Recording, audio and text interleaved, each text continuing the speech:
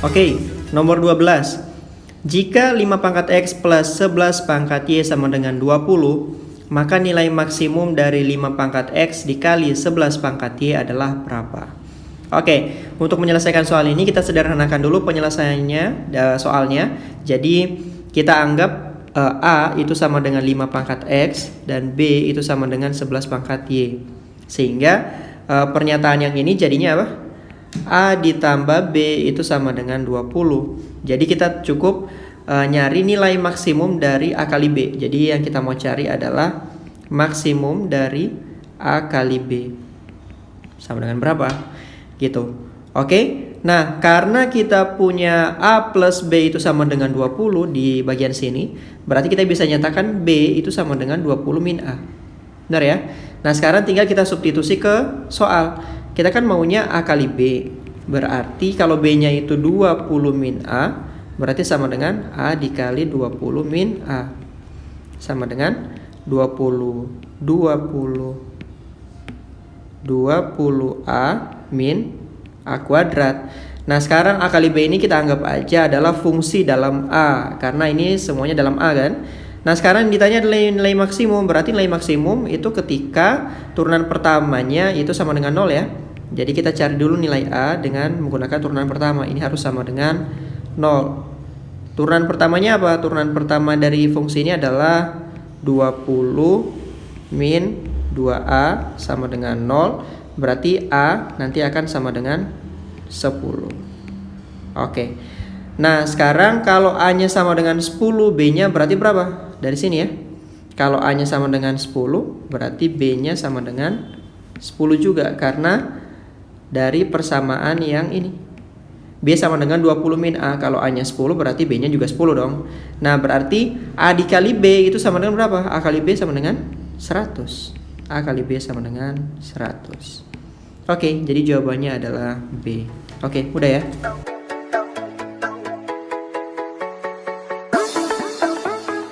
Oke, untuk suatu sudut X dan Y berlaku sin kuadrat X plus cos kuadrat Y sama dengan 3/2A. Kemudian sin kuadrat Y plus cos kuadrat X sama dengan setengah A kuadrat. Kemudian yang ditanya adalah jumlah semua nilai A yang mungkin untuk suatu sistem persamaan seperti di atas. Oke, kalau kita misalkan ini persamaan 1 dan ini persamaan 2. Kalau kita jumlahkan persamaan 1 dan persamaan 2, kita akan mendapatkan apa? Sin kuadrat X plus cos kuadrat X ditambah dengan sin kuadrat Y tambah cos kuadrat Y sama dengan setengah A kuadrat plus 3/2A. Gini kan? Nah, kalau kita perhatikan yang suku yang ini itu sama dengan 1, yang ini itu juga sama dengan 1. Nah, sekarang ini 1 dijumlahkan sama dengan 2 gitu ya. Sekarang kita pindah ke ruas kanan semuanya. Jadinya yang ruas kiri sama dengan 0. Berarti ini setengah A kuadrat plus 3/2A plus tadi kan plus 2 ya, karena dipindah ruas jadinya min 2 gitu ya. Sekarang kita kalikan 2 semua ruasnya. Jadinya kita punya 0 di sini. Kemudian A kuadrat plus 3A min 4. Min 4. Nah, sekarang tinggal kita faktorkan. Kita faktorkan jadinya apa? A plus 4 ya. A plus 4 dikalikan dengan A min 1. A min 1. Nah, sekarang berarti A-nya sama dengan min 4. Kemudian A-nya itu sama dengan 1. Oke? Nah, sekarang pertanyaannya, apakah jumlah semua nilai A yang mungkin itu adalah 1 ditambah min 4 dan hasilnya adalah min 3? Hasilnya adalah min 3. Jawabannya bukan ya. Jawabannya bukan min 3. Jadi jawaban yang ini bukan min 3. Kenapa? Kita harus lihat dulu syarat-syarat yang ada di soal. Kalau teman-teman perhatikan dari persamaan yang pertama, sin kuadrat artinya ini adalah selalu positif ya, karena dikuadratkan. Yang ini juga kuadrat, maka dia juga selalu positif gitu kan ya. bilangan positif ditambah bilangan positif harusnya adalah bilangan yang positif juga. Nah, 3/2A ini akan positif ketika A itu positif. Jadi, solusi yang negatif itu akan gugur. Jadi, solusi yang negatif ini akan gugur. Sisanya tinggal A sama dengan 1. Maka jawabannya adalah A. Oke, udah ya.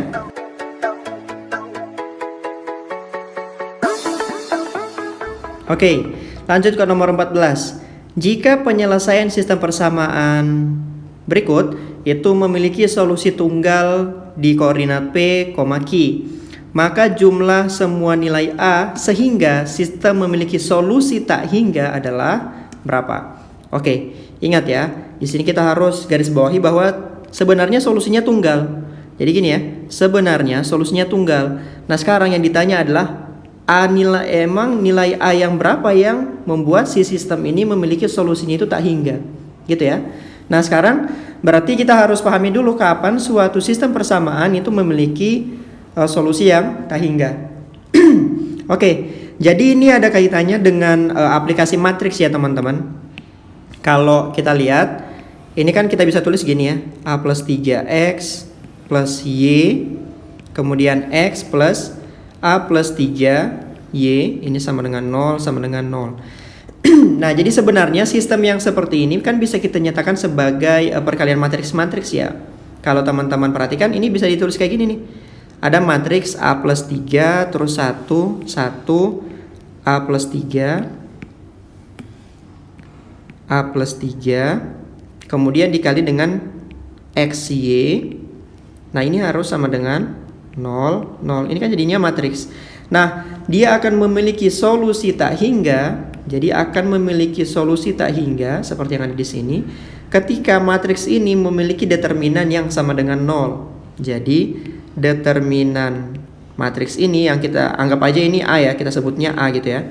Matriks A, jadi determinan A ini sama dengan 0. Nah, sekarang kita cari aja determinan A. Determinan A berarti apa? A plus 3 kuadrat dikurang 1 gitu ya. Ini harus sama dengan 0. Berarti apa? A kuadrat plus 6A plus 9 min 1 sama dengan 0. Atau A kuadrat plus 6A plus 8 sama dengan 0. Sekarang kita faktorkan. Jadinya apa?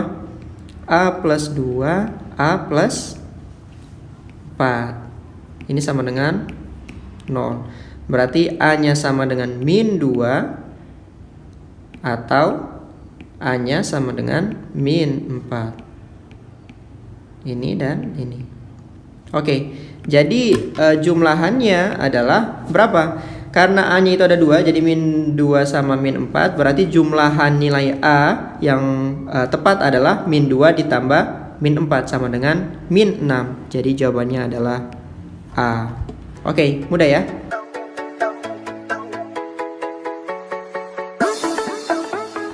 Oke, nomor 15.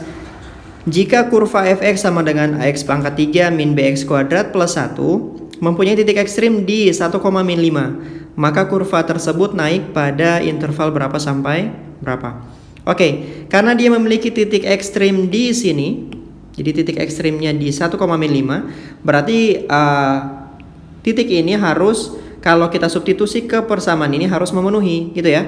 Berarti kalau kita substitusi F1 jadi X-nya 1, ini sama dengan A min B plus 1, maka nilai F1 itu harus sama dengan min 5. Berarti min 5 sama dengan A min B plus 1, atau A min B itu sama dengan min 6. Ini yang pertama. Oke. Nah, sekarang karena ini merupakan titik ekstrim, berarti hubungannya sama turunan pertama. Jadi kita cari dulu turunan pertama dari fx ya, atau f aksen x. Jadinya turunan pertamanya 3x kuadrat min 2bx min 2bx. Nah, katanya ekstrim di titik 1. Jadi kalau misal x-nya itu 1, dia akan sama dengan 0. Jadi turunan pertama yang sama dengan 0 itu akan mengakibatkan suatu fungsi ekstrim kan ya. Jadi ini harus sama dengan 0. 3ax kuadrat min 2bx. Nah, berdasarkan dari soal katanya dia itu kan ekstrimnya di min 1, min 5. Artinya x yang didapatkan dari persamaan ini Ini akan terjadi ketika X-nya itu sama dengan 1. Jadi kita substitusi aja X-nya sama dengan 1. Jadinya berapa?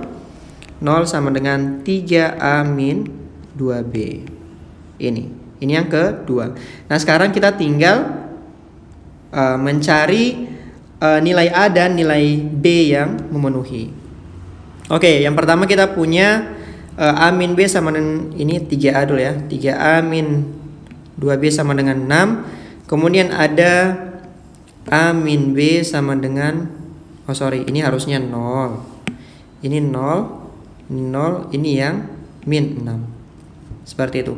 Nah, kalau misal yang bawah kita kalikan 2, ini kali 1, ini kali 2, berarti persamanya jadinya 3A min 2B, 2A min 2B, ini sama dengan 0, ini sama dengan min 12 ya. Min 12.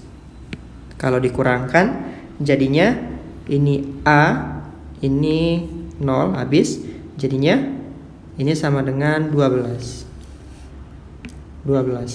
Nah sekarang A-nya itu sama dengan 12, A-nya sama dengan 12. Berarti B-nya berapa? Kita pakai persamaan yang ini aja. A min B itu sama dengan min 6. A-nya itu sama dengan 12. 12 min B sama dengan min 6. Min 6. Berarti B itu sama dengan 12 ditambah 6. Sama dengan 18. B sama dengan 18. Oke, dari dua informasi ini tadi berarti kita bisa nyari, kita bisa update dulu ya. Kita bisa update dulu nilai fx-nya. Ini kita butuh ruang, jadi kita hapus dulu di bagian sini. Oke. Nah, tadi kita punya fx itu kan mengandung A sama B. Sekarang kita bisa update karena A sama B-nya itu telah kita ketahui. Jadinya fx itu akan sama dengan 12x pangkat 3 min 18x kuadrat plus 1. Nah, yang ditanyakan adalah ketika kurva ini naik. Nah, kurva itu akan naik, suatu fungsi dikatakan naik ketika turunan pertamanya itu besar daripada 0. Jadi kita cari dulu turunan pertamanya. Ini harus besar daripada 0. Harus besar daripada 0. Nah, turunan pertamanya berarti apa? 36x kuadrat min 36x besar daripada 0. Itu kan ya.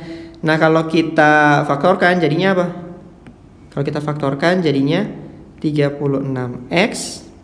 Kemudian ini x min 1. Oke, ini besar daripada 0. Nah, sekarang berarti akar-akarnya gini. Kita sederhanakan dulu, ini kita bagi dengan 36 aja ya. 36 jadinya x min 1 besar daripada 0. Nah, sekarang kita telah mengetahui akarnya. Akarnya itu yang ada 0 dan 1. Ada 0 dan 1. Tandanya adalah plus, min, plus. Nah, yang dimau adalah yang besar daripada 0. Berarti karena yang besar daripada 0 berarti diambil yang positif ya. Gini sama yang ke sana. Berarti jawabannya adalah X akan naik ketika X itu kecil daripada 0. Kecil daripada 0 atau besar dari 1. Dalam hal ini berarti jawabannya yang B. Soal tanda sama dengan ini kondisional ya. Jadi kita pilih yang B. Oke. Gampang ya.